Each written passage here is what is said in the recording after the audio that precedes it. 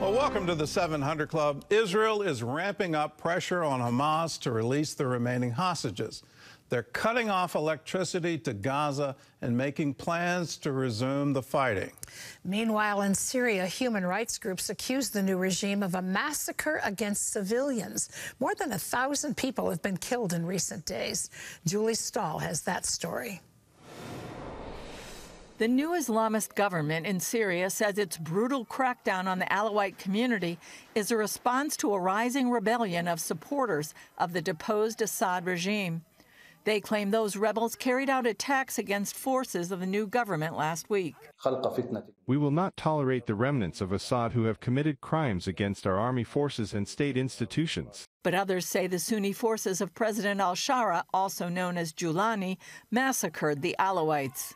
The British-based Syrian Observatory for Human Rights said on Saturday more than 1,000 people, mostly Alawite civilians, had been killed. Charmaine Heading of the Shai Fund has been helping refugees and persecuted Christians in the Middle East for years.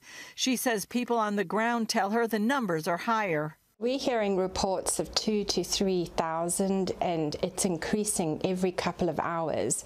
And we're seeing images and speaking to people on the ground that are just saying the bodies are piled up in the streets. In a statement, U.S. Secretary of State Marco Rubio condemned what he called radical Islamist terrorists who murdered people in recent days, saying the U.S. stands with ethnic minorities, including Christian, Druze, Alawite, and Kurdish communities. As trouble mounts for its northern neighbor, Israel is increasing the pressure on Hamas to release the remaining 59 hostages. It's cut off electricity it supplies to Gaza and is considering cutting off water. Also, the IDF is drawing up new war plans if Hamas doesn't free the hostages, lay down its arms, and give up governing in Gaza. We will employ all the tools available to us so that all the hostages will return, and we will ensure that Hamas won't be in Gaza on the day after. The U.S. has been dealing directly with the terror group to free the last living American hostage and all the hostages. U.S. negotiator Adam Boehler said he allayed Israel's concerns over those talks in a conversation with Ron Dermer, the Minister of Strategic Affairs. I think I was able to put him at ease, that I wasn't going to go off the rails, that it would be parameters that we would work on together. Meanwhile, Iran is refusing to negotiate with the U.S. about halting its rush to develop nuclear weapons. Some bullying governments insist on negotiations. Their negotiation is not aimed at resolving issues. They negotiate to dictate their will. President Trump wrote Supreme Leader Ayatollah Khamenei about the White House desire to strike a deal rather than attack Iran militarily to derail its nuclear ambitions. I've written him a letter saying, I hope you're going to negotiate, because if we have to go in militarily, it's going to be a terrible thing for them. You can't let them have a nuclear weapon. Julie Stahl, CBN News, Jerusalem. Well, if there were ever a time to pray for the Middle East, it's right now. What's happening to the Christian population of Syria is a massacre. It is genocide, but you're not going to hear that term used on the world stage. You're not going to hear the UN come in and say we need to have the International Court of Justice. We need to have the an announcement that this is an ethnic cleansing happening in Syria, but that is exactly what's happening. The same thing that happened in Iraq. When ISIS took over northern Iraq, there was wholesale massacre of the religious minorities there.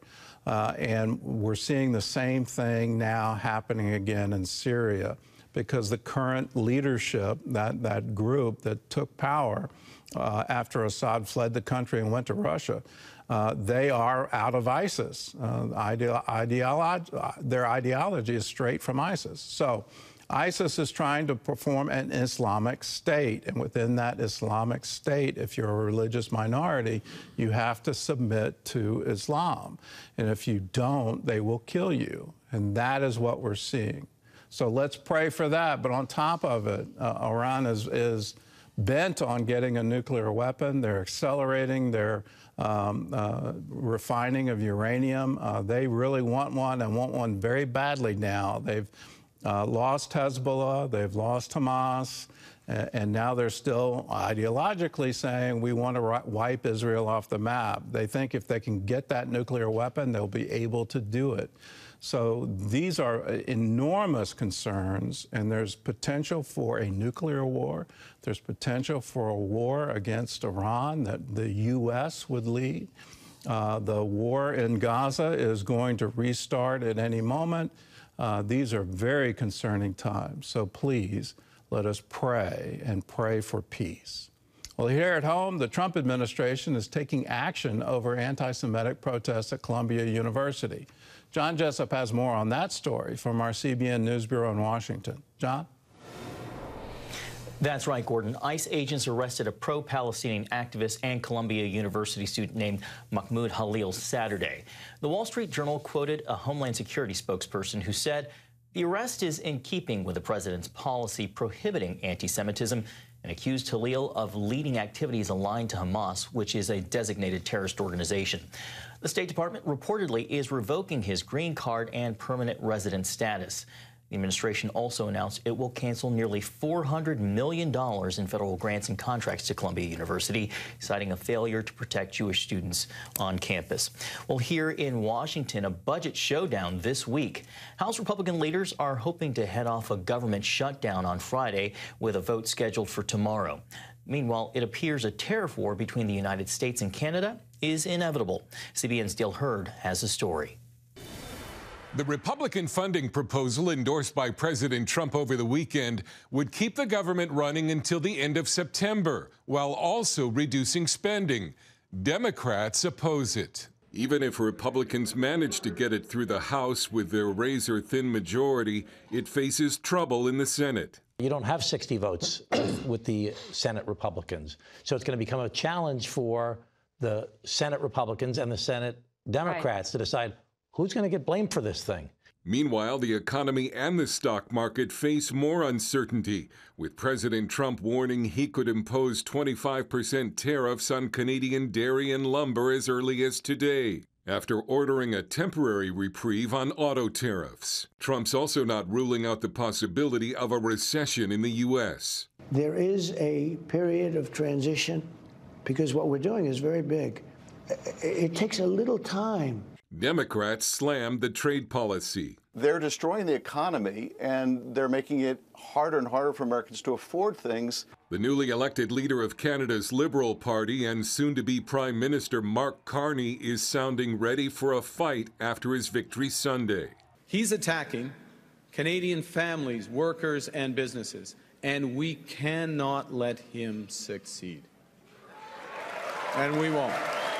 In trade, as in hockey, Canada will win. Homeland Security Secretary Kristi Noem says while there are economic reasons for the tariffs, illegal drugs are the main issue. It really is about fentanyl. It really is. And I think the president obviously wants a strong economy, obviously wants better trade deals as well. But this is about fentanyl and what we can do to stop the cartels from partnering with Chinese officials, laundering money, and bringing a poison into our country. Noem also pointed out that border crossings under Trump have reached a 25-year low and called on Congress to pass spending bills so the operations can continue. Dale Hurd, CBN News. Thanks, Dale. And on the topic of immigration, migrants who came to the southern border are turning back due to the shift in immigration policy. For some, the trip home requires a dangerous journey which they may not survive. Chuck Holton reports from Panama. The past 4 years saw an exponential growth in the flow of irregular migration through the lawless Darien Gap. Today, those numbers have dwindled to almost nothing. There's a twist to the story, however. Closing the U.S. border made many migrants look for work elsewhere or even decide to return to their home countries. About 100 per day, sometimes 50. It depends on the flow of people. More than 1,000 people have already passed through here in less than a month.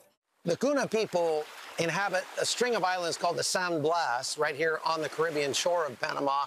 And normally this spot in Carti, where I'm standing, only sees tourists that are going out there to visit those islands. But now these boats are carrying a different cargo. It's a lot more profitable, but it's also a lot more dangerous.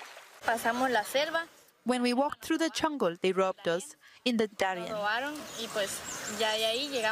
From there, we made our way to Mexico. Given that deadly trek, nobody's willing to return by that route, leaving hundreds stranded in Panama with no easy way home.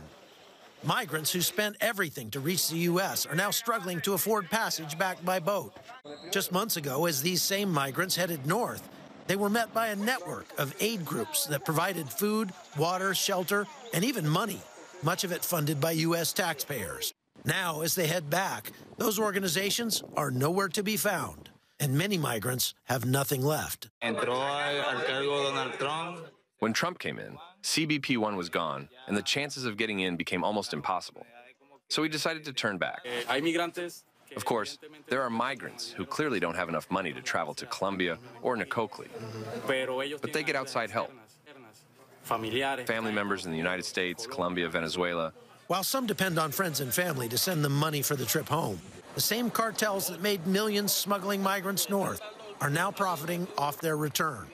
Another problem facing the migrants here is friction with local indigenous tribes.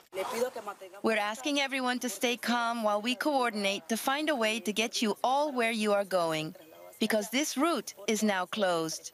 Most of these migrants from Venezuela have been stuck here for about 3 days because there's a disagreement between the different factions of the Kuna people where they're leaving to go to Colombia. And so the immigration officials from Panama have just showed up with people from Senafront, their border police, to give a briefing to them and explain to them what is going to have to happen. And what they're saying is they're going to be taking everybody from this place and transporting them to Colón, where they'll have a much longer boat ride ahead of them. Even for those who can pay, the journey is just as dangerous. Recently, an overloaded boat capsized off Panama's coast, killing an 8-year-old Venezuelan child. Despite the risks, migrants say they have no choice. In November, we started returning. When we saw that we were not going to be able to cross into the U.S., we decided it was better to just go back. These Venezuelans still hope for a better life, but now they must look for it elsewhere. For many, the journey home is filled with hardship and regret as they reckon with the cost of their failed attempt. And as long as there's money to be made, there are those who will continue to exploit their desperation on both sides of the border. From Panama, I'm Chuck Holton for CBN News. A treacherous journey to and fro. Gordon? The human cost of immigration policy, to beat a dead horse, all of that falls on the lap of the Biden administration. They campaigned on that. They campaigned on the separation of families, the cages on the southern border, and all of that. And they put out a welcome mat. And in that, millions of people around the world responded. If we can get to the land of milk and honey, let's go. And they went through these horrible journeys that we've been reporting on now for 4 years. And come November, there was a change, and they realized, well, the open border is no longer open, and we need to turn back and go home. All of that is a result of governmental policy and a refusal to enforce the immigration laws of the United States of America. And this whole catch and release, and we're going to provide free hotels, and we're going to provide plane tickets, all of that was an incentive for even more people to come. And the human cost of it is absolutely staggering. But I've got to put the blame where it belongs, and that's governmental policy. These things really matter, and they really add up into human lives and human death.